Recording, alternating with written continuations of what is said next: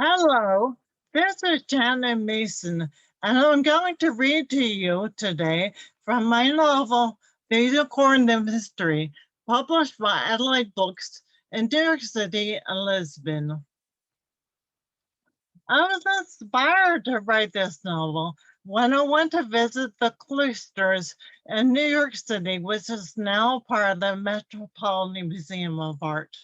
In particular, I was inspired by a visit to what is commonly called the Unicorn Room. And the Unicorn Room consists of 7 tapestries on the walls, which tell the story of the unicorn. And to this day, that story is called an untold mystery. I decided to solve this mystery in fictional terms from the point of view of the unicorn in the tapestries. I'm going to read to you from chapter 1, which is told from the point of view of the unicorn. Chapter 1. There is too much blood.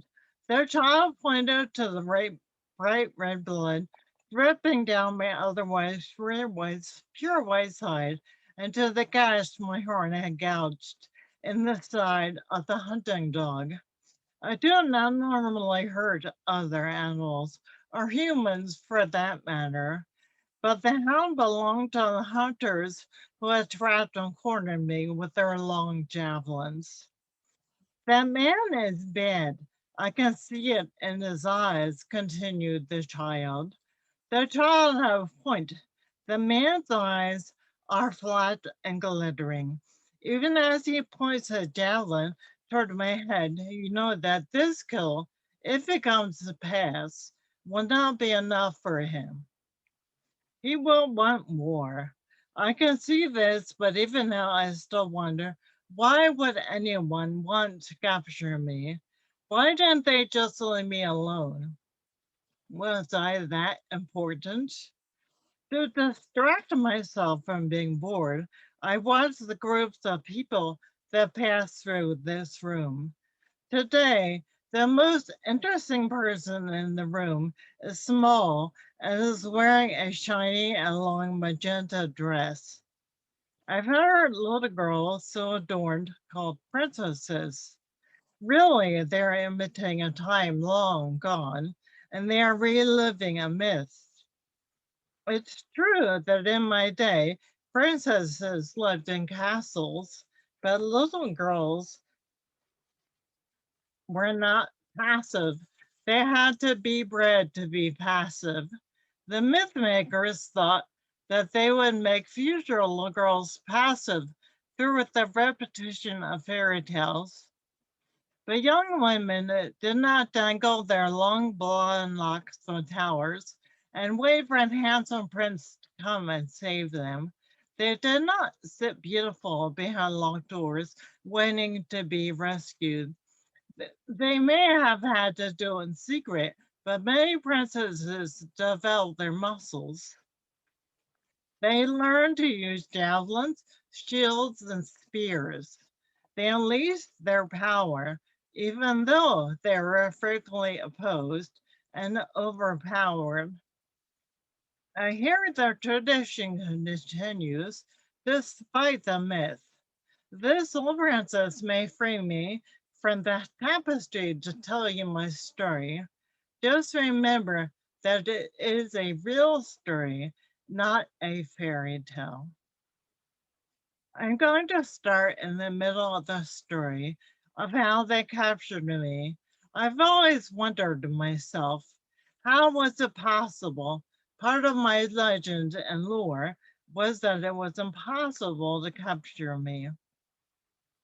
But this was not always true. People have found my kind for many reasons.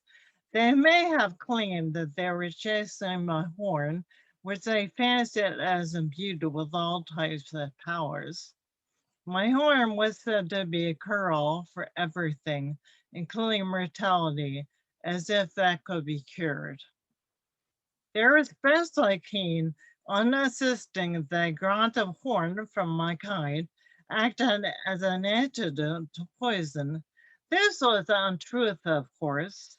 Everything was false. They were chasing that which cannot be caught. Let me start in the beginning, or rather in the middle. Of course, I defended myself. What other choice do I have? I see in this tapestry that I'm cornered and there is blood, but I am still surrounded by beauty. There's a stream flowing in front of me.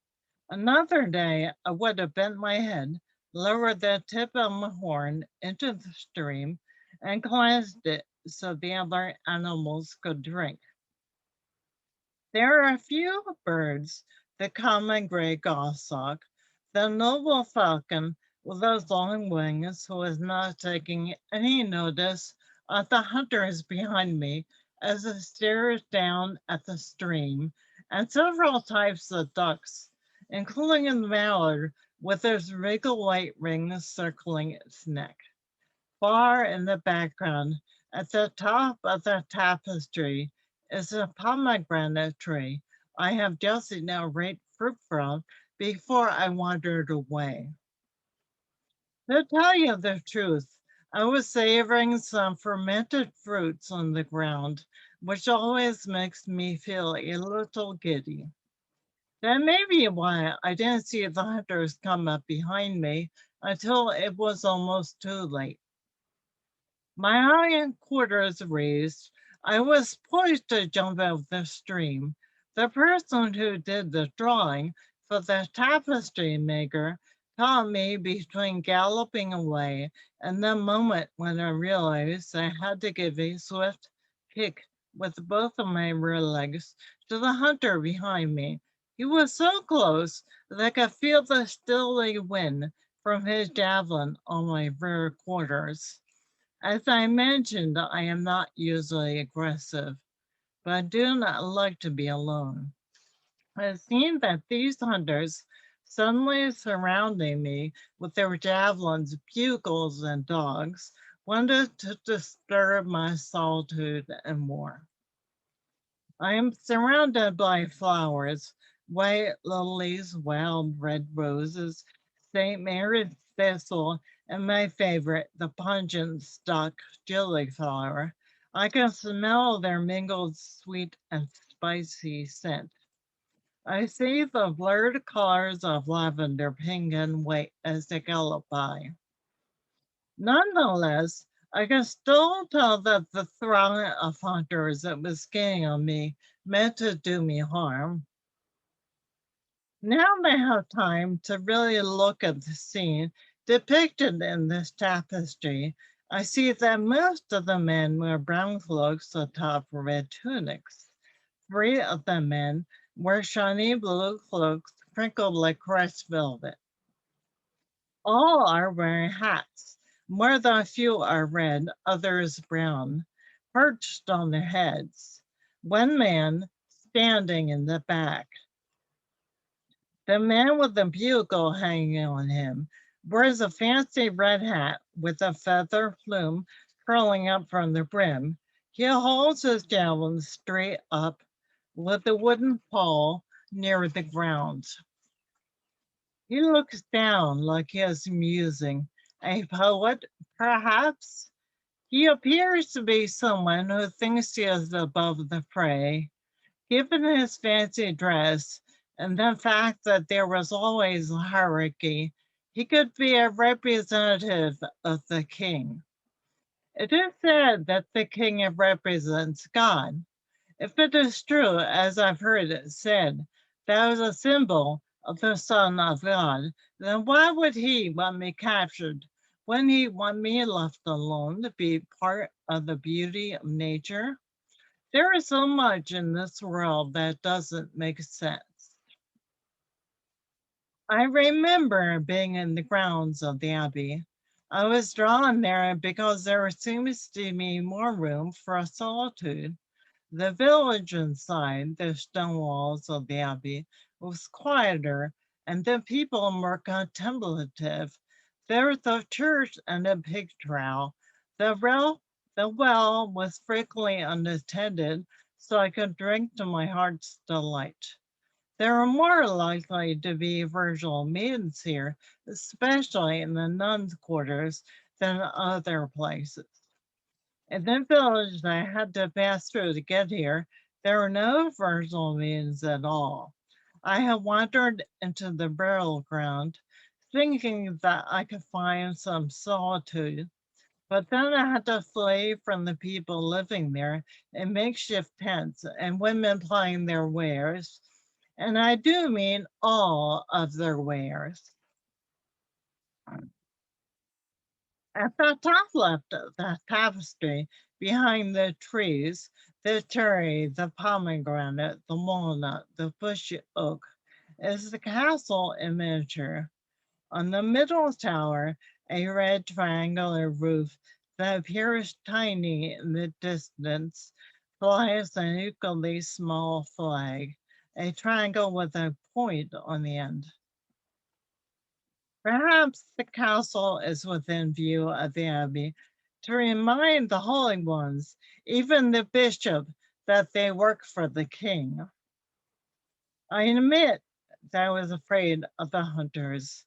I was especially concerned about their intent to invade my solitude, but I was not fearful of going to the castle because I heard the princess there, the king's only daughter, was a warrior princess. She was a beautiful and virtual maiden. Surely she would save me. At the very top of the tapestry is a cerulean sky that has never seen smokestacks. The air was clean then, the forests were new, the land almost untouched by human hands, and machines that were yet to be invented. The mountains smiled upon us. Everyone believes that I existed. It was undeniable that the earth was as alive as you or I. I can see the breath of trees, the vibration of everything. I was found and captured. My story is stitched into the warp and weft of centuries. Most of the threads are common and natural, such as linen and cotton. But some of the threads are metallic. The glitter is magic, not only the stuff of my life, but of yours too. These are the years that led to yours. There are so many javelins coming toward me that I couldn't stop to wonder then, but I do now, who struck the final blow, if indeed there was one? Was it my human friend? I think of him as my friend because he was the closest I've ever gotten to having a human friend. I'll tell you about him later. I'm not saying that I was above reproach. Perhaps no one is ever really innocent. Looking back on that day, I realized that many wanted me dead, but I did not understand why, or perhaps I should say I refused to. To tell you the truth, I never thought of myself as dying. I know it is inevitable, but perhaps I was too vain. I thought that what happened to all other beings wouldn't necessarily happen to me. I found myself musing and arranging words that came tumbling out. You will find that I am the creature written about in the holy books and the one associated with evil. You will find that I am the rareness that is everywhere. I am many, I am one. I desire to be alone, yet I am always with you. Wise men have written that I cannot be taken alive. Others say I am dead. Worse, others deny that I ever existed. Why do you belittle me when I am wiser than thought? I am the revered and the scorned one. I am the one who is always seen and the invisible one. I am your purity. Your hallucinations run wild. I am said to represent your salvation with my one horn. I existed long before this was said. My will extends further into the future than you can see.